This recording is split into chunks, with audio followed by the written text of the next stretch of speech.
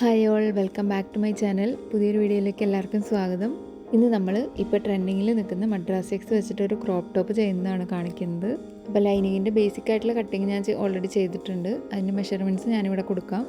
ഇനി നമുക്കിതിൻ്റെ താഴെ ഒരു പാറ്റേൺ കട്ട് ചെയ്ത് കൊടുക്കണം. അതെങ്ങനെയാണ് ചെയ്യുന്നതെന്ന് നോക്കാം. ഇറക്കം കൊടുത്തിരിക്കുന്നത് 11 ഇഞ്ച്, വണ്ണം 5.25 ഇഞ്ച്. ഇനി അതിൻ്റെ സെൻറ്ററിൽ നിന്ന് ഒരു 2 ഇഞ്ച് മേലോട്ട് മാർക്ക് ചെയ്ത് കൊടുക്കുക.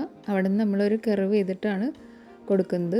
ഞാനിതിൽ ഫ്രഞ്ച് കർവ് വെച്ചിട്ടാണ് ആ കർവ് മാർക്ക് ചെയ്യുന്നത്. അപ്പോൾ നമുക്ക് കൃത്യമായിട്ട് കിട്ടും. നമ്മൾ ഫ്രീ ഹാൻഡായിട്ട് വരയ്ക്കുന്നതിനേക്കാളും കറക്റ്റായിട്ട് ഒരേപോലെ രണ്ട് സൈഡിലും വരച്ചെടുക്കണം. നമ്മൾ 5.25 ഇഞ്ചാണ് വണ്ണം കൊടുത്തിരിക്കുന്നത്. അപ്പോൾ നമ്മൾ കർവ് മാർക്ക് ചെയ്യുമ്പോൾ 5.25 വരെ ചേർത്ത് കർവാക്കി കൊടുക്കരുത്.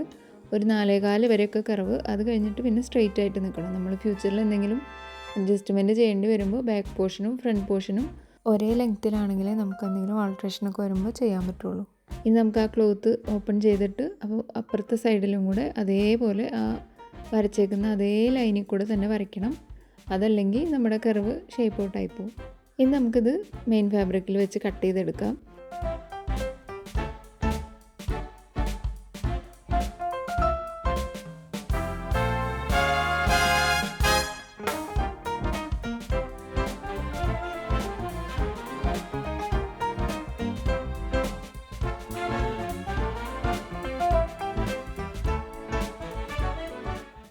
ഇനി നമ്മൾ നെക്കും സ്ലീവും താഴത്തെ കർവ് ചെയ്ത് വരച്ച പോർഷനും എല്ലാ ഭാഗവും ലൈനിങ് നല്ല വശം ഫാബ്രിക്കിൻ്റെ നല്ല വശം ചേർത്ത് വെച്ചിട്ടാണ് സ്റ്റിച്ച് ചെയ്ത് ഫിനിഷ് ചെയ്തെടുക്കുന്നത്. ഇതെല്ലാവർക്കും അറിയുന്ന കാര്യമായതുകൊണ്ടാണ് കൂടുതൽ ഡീറ്റെയിൽ ആയിട്ട് കാണിക്കാത്തത്.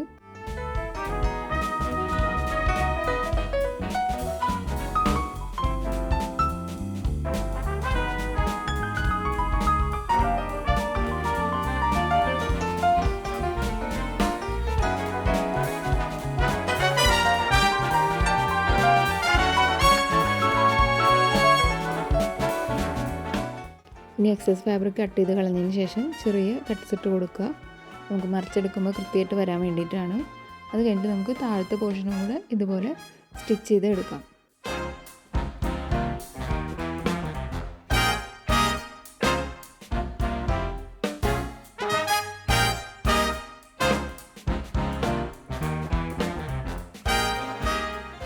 തയ്ച്ചെടുക്കുമ്പോൾ ആ കർവ് പോർഷൻ കറക്റ്റായിട്ട് കിട്ടുന്ന പോലെ ആ സെൻറ്റർ പോയിൻറ്റിൽ കുത്തി നിർത്തി തിരിച്ച് വെച്ച് തയ്ച്ചെടുക്കണം. അത് കഴിഞ്ഞ് നമുക്ക് എക്സസ് കട്ട് ചെയ്ത് കളഞ്ഞ് ഇതിലും കട്ട്സ് ഇട്ട് കൊടുക്കണം.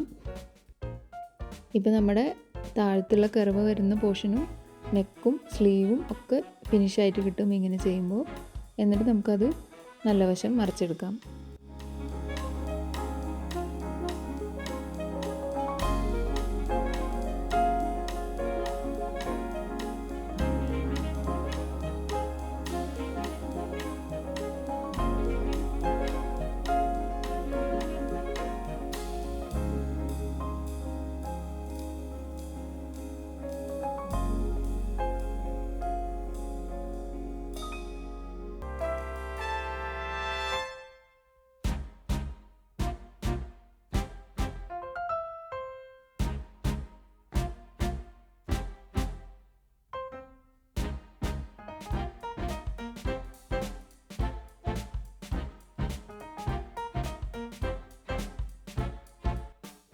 ഇനി നിർബന്ധമായിട്ട് സ്കിപ്പ് ചെയ്യാണ്ട് ചെയ്യേണ്ട ഒരു കാര്യമാണ് നല്ലപോലെ പ്രസ് ചെയ്ത് കൊടുക്കുക. അപ്പോഴാണ് നമ്മുടെ സ്റ്റിച്ചിങ്ങിന് നല്ല ഫിനിഷിങ് കിട്ടുള്ളൂ.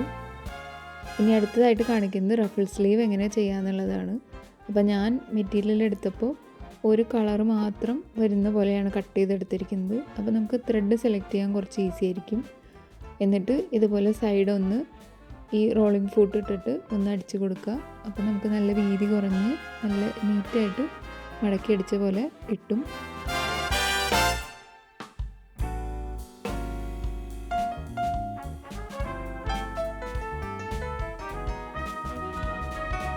ഇനി നമുക്ക് അതിൽ ഫ്രിൽസ് ഇട്ടെടുക്കാം. സ്റ്റാർട്ടിങ് ഒരു ഇഞ്ച് 1.5 ഇഞ്ചൊക്കെ നമ്മൾ ഫ്രില്ലിടാണ്ട് ചെയ്യണം. അത് കഴിഞ്ഞിട്ട് ഇതുപോലെ 2 കൈ കൊണ്ട് ഇങ്ങനെ ഒന്ന് പ്രസ് ചെയ്ത് കൊടുത്തു കഴിഞ്ഞാൽ നമുക്ക് സിമ്പിളായിട്ട് ഫ്രിൽസ് ഇടാൻ പറ്റും.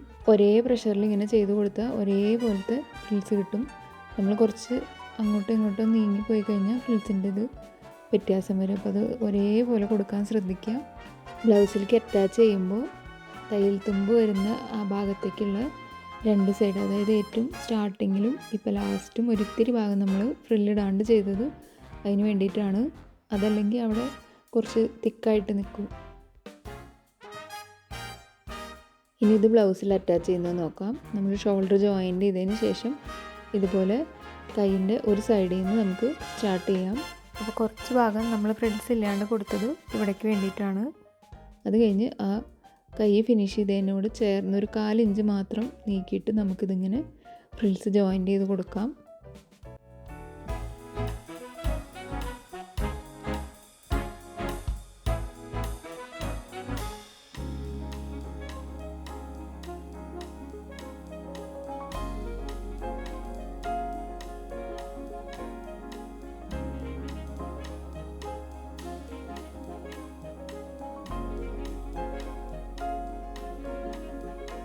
ഇനി ആദ്യം ചെയ്ത പോലെ ഒരു ഫ്രില്ലും കൂടെ ഉണ്ടാക്കിയെടുത്തിട്ടുണ്ട്.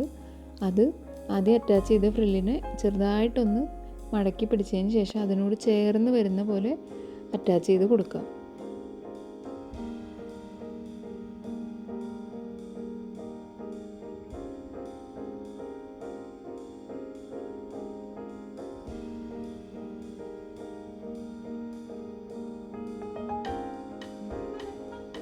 ഇപ്പോൾ 2 ഫ്രില്ലും അറ്റാച്ച് ചെയ്ത് കഴിയുമ്പോൾ ഏതാണ്ട് ഇതേപോലെ കിട്ടും. നമുക്ക് നല്ല തിക്കായിട്ടുള്ള ഫ്രിൽസ് തന്നെ കിട്ടും ഇങ്ങനെ ചെയ്യുമ്പോൾ. അപ്പോൾ എല്ലാവരും ട്രൈ ചെയ്ത് നോക്കുക. വീഡിയോ ഇഷ്ടപ്പെട്ടെന്നുണ്ടെങ്കിൽ ലൈക്ക് ചെയ്യുക. ഇതുപോലത്തെ കുഞ്ഞു കുഞ്ഞു വീഡിയോസിനായിട്ട് ചാനലൊന്ന് സബ്സ്ക്രൈബ് ചെയ്ത് വയ്ക്കുക. Thank you for watching.